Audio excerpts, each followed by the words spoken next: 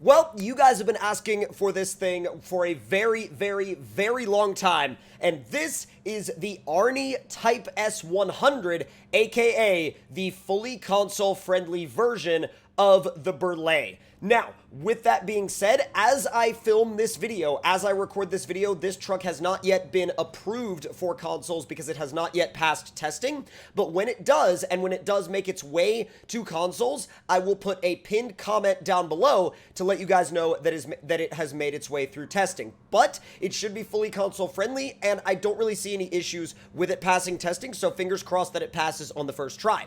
Now, let's go ahead and fire it up, take it into the garage, see what kind of options it has, and what you guys can look forward to once it passes testing. So let's fire it up, get it into the garage. God, look at this interior. I freaking love this thing. It's so good. It's so good. And even with that base engine, it seems to move out of its way better than the original Berliet did, which is very interesting. All right. So we got the standard engine, the upgraded engine, and the GT600TQ Arnie. Now that brings this thing to an S+ power to weight rating, which is gnarly for a vehicle of this size. And gearbox-wise, you got basically two options, high range, and then you got off-road. Now, the high range says it allows you to move faster than 30 kilometers an hour. And, that's not very fast, but I guess it's pretty fast for something of this size. So let's go ahead and leave that in there for now just to see how fast it goes, and then we'll swap it out for the off-road box a little bit later on. And then let's try the, so you can do a soft front suspension, or you could do a standard suspension. I'm going to go with the soft front for now. And tire options wise, you have a highway set, an all-terrain set, and then a off-road set, mud set, and then a chain set. They're all 90-inch tires, which is tremendously, like, huge, massive in every possible way. I have always liked the third snorkel option for the Berliet and now the Arnie, and you could do a log bunk on the back, which makes it super useful in terms of any map that has logging gameplay. You've also got repair parts and a spare wheel, or just the repair parts, or the standard carriage with 3 cargo, the experimental carriage with 6 cargo, which basically what that does is it allows you to load cargo up down the center and then shift it from side to side, so you can effectively have a 6-unit cargo bunk, which is very, very convenient and very nice. You also have a container carrier, once again, very objective-based, gameplay focused. You then have your platforms, which are very useful for packing large vehicles. Then you have an experimental platform, which once again allows you to shift cargo units from side to side. Then you have a log carrier front, which would allow you to haul long logs using a trailer. Then the log crane. Then you also have, let's see if we can do them both at the same time. Yes, you can! Heck yeah, you can! Oh, that's sick. Then you also have the IM50 loading crane and saddle high for all of your long trailer pulling needs. Now, right off the bat, I'm actually going to go with probably the experimental cargo, or actually, no, let's see if it'll auto-load well, no, it won't auto-load the medium logs unless you have the Free the Logs mod, and I don't have that on right now. So what I'm going to do is I'm actually going to see what it's like with the log carrier, because I've never tried that before. Now, rooftop-wise, you could throw a visor on there, which we're going to do. Air conditioner, I mean, you could do it if you want to. I never usually do, but I'll go ahead and throw one on for now. I'll do exhaust mode 2 or exhaust model 2.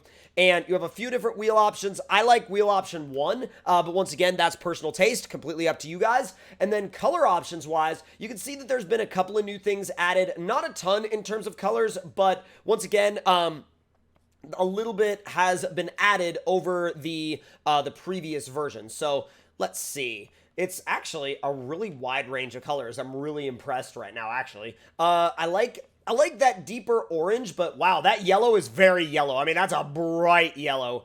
Let's see. I'm super back and forth on how I want to do this. I think I'm going to do this sort of like yellowish orange, and then of course we can throw beans on the dash, and where was the... Oh, interesting. So I have the iX family pack on, but I guess it's not compatible with this thing. That's very interesting. So there's the flags, flag cargos, flag cosmos, seasons. I'm not really into any of those at the moment, but let's go ahead and throw the Wild Wolf sticker right there. You can put some exterior stickers on if you'd like, but I mean, that's all about your own personal preference once again, and you can do any of those if you'd like. And let's see. Oh, diesel, gas turbine, turbo diesel. That's really freaking cool. I love that. All right. Look at that. That is the ultimate logging rig if I've ever seen one. When this thing makes its way to... Oh, God. Hello, frame lag. Yeah, just phase 4 things. I know that there's probably going to be somebody in the comments that's going to say, oh, you need to turn down your graphics settings because your PC must not be able to run the game very well. Not exactly true, because ever since phase 4 has released... not only I have experienced a lot of frame drop issues, but a lot of people on various systems and various hardware have experienced some really odd frame lag problems. So I definitely think there's something within the Phase 4 update that needs to be addressed in terms of that, but let's see. There we go, load it right up. And it does hang down to the rear a little bit, but, I mean, it doesn't really seem to mind. You know what I mean? It doesn't really seem like it matters. God, look at that drive shaft you can see spinning right underneath the cab. I'd hate for that to break and come through the cab. Yikes. God, it takes up the whole road. It literally takes up the whole freaking road. Definitely a fitting horn for it as well.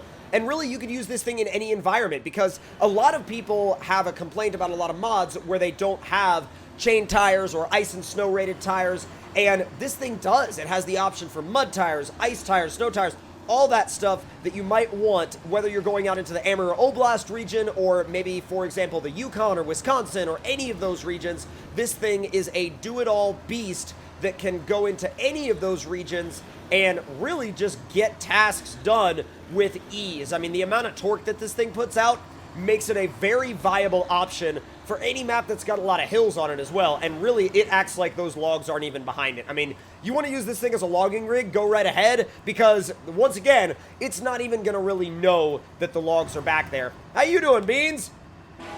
Good. I love how Beans has his own little platform and everything. Let's throw it in high and see how it does in the mud, in high, with a full load of lumber behind it. Long logs, in fact. So far, nothing.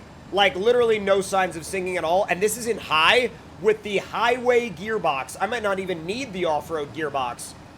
Oh my god. Holy smokes. Yeah. This has definitely had some upgrading and some tuning and tweaking ever since the original version of the Berliet, for sure. Wow, that's immense. That is absolutely immense, dude. Still in high, by the way, I would like to say. Oh, dude! What an incredible beast of a thing. Wow. Like, I have nothing but great things to say about this entire setup. I mean, the biggest thing that I have to say about it is that, you need one. Like, literally, y'all all need to get your hands on this thing. Like, when it drops on consoles, which, once again, it's fully debadged, it's got all the console files, the console coding, and the devs at this point just have to verify it, they have to test it and make sure it all works right and doesn't cause any issues. But, wow, this thing is going to be a wild time on consoles, especially in campaign mode. Like, this thing is going to rule in campaign mode. I have not once yet felt like I needed the off-road gearbox, and that says a lot coming from a truck that is this freaking big. It's so massive, so incredibly massive. All right, we're going to do the dips obstacle because I feel like the dips obstacle is also not going to be an issue for this thing. And also, the always-on diff lock is a big help. Big, big, big, big help. There you go. So it won't do high in here, which makes sense, so, like, simply because of the fact that high range in here would require it to not be bouncing all the time, and what that does is it binds up the axles, and so I completely understand why it's not going to maintain high in here, but automatic mode, I mean, the tires are so big, they're a freaking 90-inch tire. They're so big that they don't really have any issues. Oh, I almost lost the load of lumber, though. Oh, I did. I did lose the load of lumber. Sheesh. Come on, let's go. If I get rid of that trailer... Oh, no! I wanted to turn it into a log skidder. Oh, God. That's not what I wanted to do. Oh, well. That's all good. But actually, we'll change up the setup on it before heading over to Bridge Jumpville. Alright, stop you right there. Stop right there. Alright, let's see. Where is the crane? The log crane, log crane, log crane. I didn't want to take the visor off. The visor, I had no Oh, there we go. Easy. Saddle high. Yes. Yes, there we go. Oh, this is so perfect for the freaking assembled rocket trailer. And with this, you'll never have any high centering problems, ever. And to prove that, check this out. Straight through the... Okay, Phase 4 game lag, I see you. We're going to head straight through that pit of doom right there, and then onto this back trail in high, and if we don't hit any trees, we'll be fine. But we've already hit one, so as long as we've gotten that out of our system, it's fine. Don't worry about it. So let's go ahead and head straight on. Look how freaking long that trailer is. Good Lord, Beans. I'm happy I have you with me, because my God. Alright, making my way. Making my way through the woods. Trying not to oof myself. It's still pulling in high. It's still... Okay, there we go. Yep, got it to stall out. But once again, it didn't really want to stall out until it got really twisted up and torqued up. And that makes sense, because you're binding the whole drivetrain at that point. You're putting weird weight loads on areas that aren't supposed to have weight loads, or certain parts of the drivetrain that aren't supposed to be taking all of that strain at one time. And so it's actually a really realistic response of it to actually start binding up at that point. So I'm really glad that they've included a lot of those realistic dynamics in this truck. It actually makes it feel a lot more believable and a lot more entertaining to drive, even with the really high-end engine and the top-end power, you know what I mean? So throwing it back into high and making my way through the rest of this trail. I am so done with this rain. Like, see you later. All right, thank you. The rain should stop any moment now. Yep, there you go. I love how quickly it can get up into high. And I gotta say, unless you're in some of the gnarliest terrain imaginable, that off-road gearbox isn't really going to be necessary, because since the diff lock is always on, you can leave it in automatic mode in first gear with the highway box, or even use, you know, manual low or standard low every once in a while. But I really don't think you're going to be needing to use the off-road box all that much with this thing on most maps. It's... Wow, that log just literally, like, just kicked me backwards.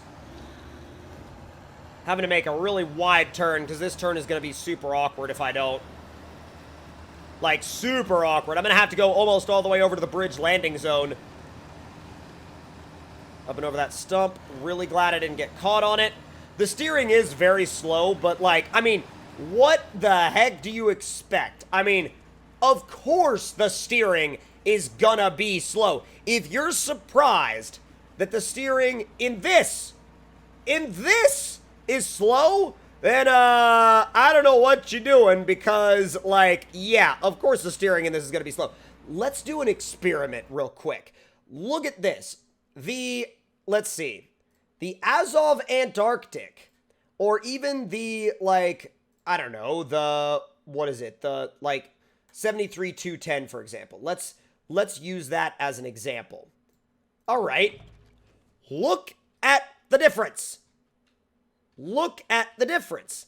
There's, like, that's actually a really good comparison, because that should make it very, very apparent the size difference you're dealing with. Because that Azov is considered a big truck in this game.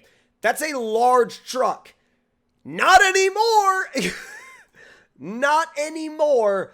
Holy moly, that's nuts. All right.